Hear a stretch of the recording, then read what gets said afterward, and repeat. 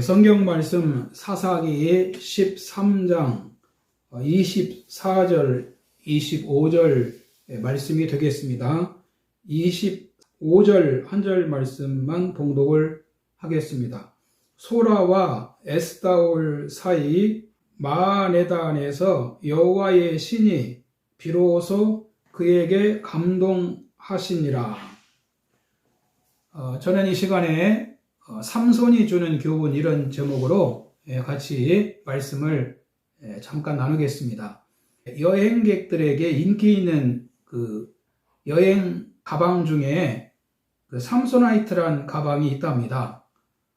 삼소나이트 가방은 그 삼손처럼 강하고 튼튼한 가방이란 뜻입니다. 그 사사기 14장부터 16장을 읽어보면은 삼손은 정말 그 누구도 상대할 수 없는 천하무적이었습니다. 한마디로 그 누구와 비교할 수 없는 주님의 용사였다는 것입니다. 그러나 삼손도 반복되는 유혹에 넘어지고 실수로 큰 아픔을 겪습니다. 그 삼손의 얘기가 사사기 14장부터 16장까지 길게 기록이 되어 있는데요. 삼손이 그 사사로서 좀 부끄럽고 감추고 싶은 그런 얘기들입니다. 그런데 그 다른 사사들의 자랑스러운 그 이야기들보다 더 많은 내용이 기록이 되어 있다는 것입니다. 이유가 무엇일까요? 이는 우리 인간은 연약한 존재라는 것이고 하나님만 의지할 때 위대한 구원의 역사를 이룰 수 있다고 하는 것을 가르쳐 주시는 말씀이라고 생각합니다. 그러면 이제 이 삼손의 기록이 주는 교훈이 무엇인지 좀 살펴보겠습니다. 첫 번째는 삼손 시대의 그 역사적 배경을 볼 필요가 있습니다. 구약의 이스라엘 역사 가운데 가장 어두웠던 시대가 그 사사 시대고, 그 사사 시대 중에서도 삼손이 사사로 부름받은 시대가 아닌가 생각합니다. 그 사사기 13장 1절에 보면 이스라엘 자손이 다시 여호와의 목전에 악을 행함으로 여호와께서 그들을 40년 동안 이 블레셋 사람의 손에 넘겨주니라 라고 하는 말씀이 있습니다. 이 말씀을 보면은 이스라엘 백성들이 범죄함으로 40년 동안 블레셋의 지배를 받고 있었다는 것입니다. 당시 이스라엘 상태는 아예 영적으로 죽은 상태였습니다. 영적으로 신앙 감각을 완전히 상실한 그런 상태였습니다.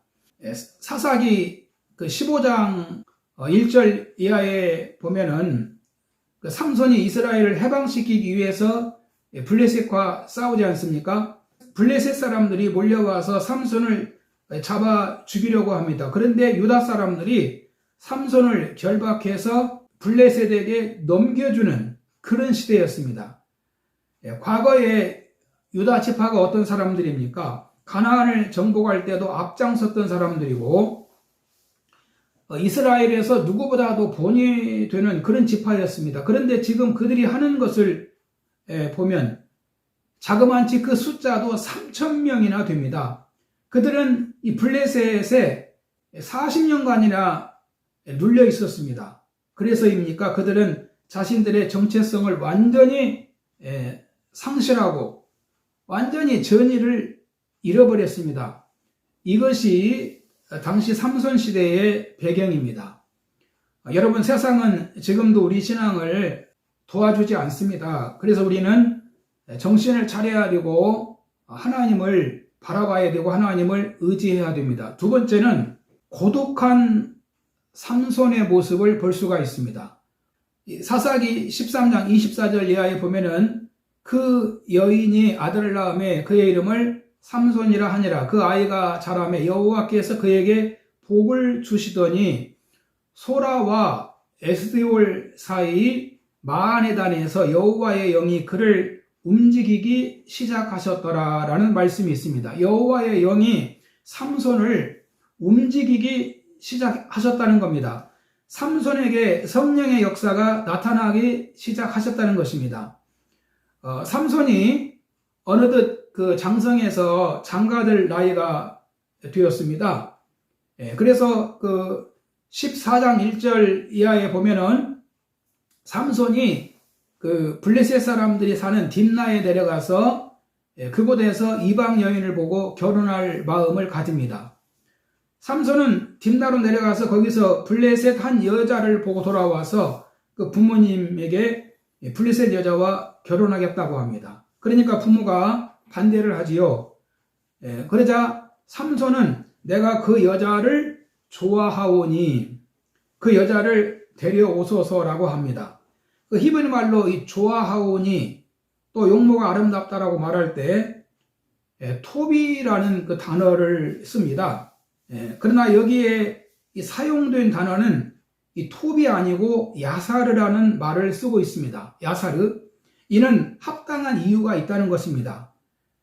그러니까 내가 히브리인으로서 이 블레셋 여인을 사랑해서 결혼을 하는 것이 아니라 거기에는 그럴 만한 이유가 숨어 있다는 것입니다.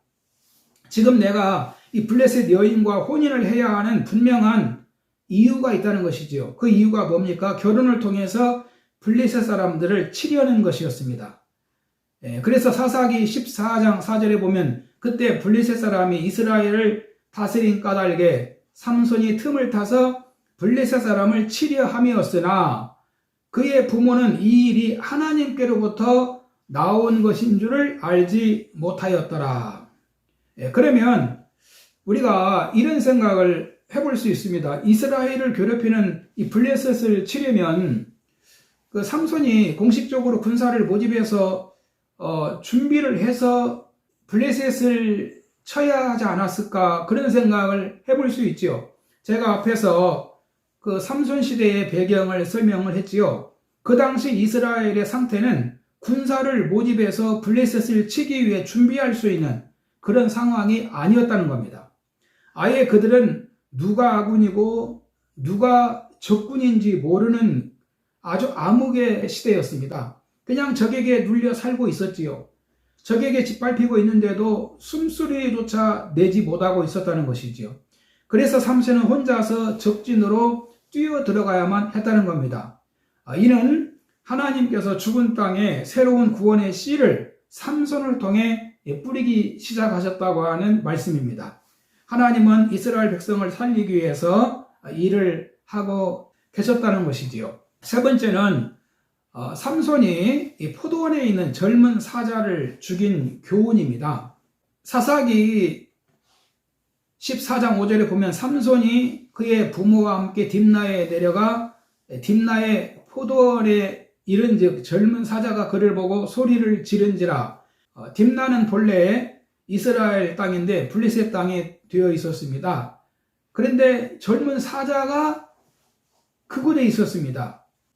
여러분 이 말씀에 보면은 여호와의 영이 삼손에게 강하게 임하니 그가 손에 아무것도 없이 그 사자를 염소새끼를 찢는 것 같이 찢었다 이렇게 말씀합니다. 여기에는 정말 놀라운 영적인 교훈이 있다고 생각합니다. 이 본문을 계속 읽어보면 삼손이 부모를 설득해서 결혼하기 위해 딥나에 내려갔습니다. 그리고 그는 아마 혼자서 그 근처 어디 포도원에 갔던 것 같습니다. 포도를 먹고 싶어서 갔는지도 모르겠습니다. 삼손은 거기서 젊은 사자를 만납니다. 그리고 삼손은 맨손으로 그 사자를 때려 눕힙니다.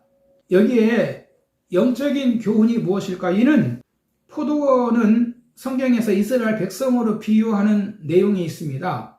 하나님이 애굽에서 극상품 포도나무를 가져다가 가나안에 심어 놓으셨다라고 말씀하셨지요. 그런데 그 포도원에 젊은 사자가 있었다는 것입니다. 사자가 있어서 아무나 포도원에 접근할 수가 없었습니다. 이 그림은 블레셋이 이스라엘을 점령하고 있는 모습이라는 겁니다. 그러면 누가 그 딥나 포도원의 사자를 이길 수 있습니까? 삼손이 여호와의 영으로 그 사자를 이긴 것처럼 우리 예수님이 우리 원수들을 모두 이겨주셨습니다. 그러므로 우리는 예수님을 믿음으로 이 딥나의 사자를 물리칠 수가 있는 것이고 그 사자를 물리침으로 여러분 빼앗겼던 포도원을 우리가 다시 찾을 수 있는 것을 보여주는 그런 영적인 교훈이 있다고 믿습니다. 결론입니다. 삶이 힘들고 고달프고 소망이 보이지 않는 분이 있습니까? 이 딥나 포도원을 빼앗긴 거 아닐까요? 그곳에는 사자가 있습니다. 사자를 이길 수가 없어요.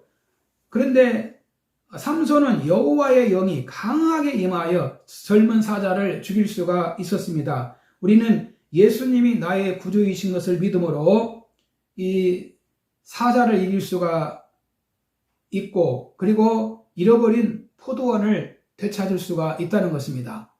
여러분, 우리 모두 어려울 때 신앙생활에 방심하지 말고 항상 깨어서 믿음생활 잘 하시고 하나님 잘 섬김으로 혹시 잃어버린 포도원이 있다면 그 영적으로 하나님의 축복을 다시 찾고, 그리고 하나님의 사랑을 받는 아름다운 삶을 이루어 갈 수 있기를 주의 이름으로 바랍니다. 할렐루야.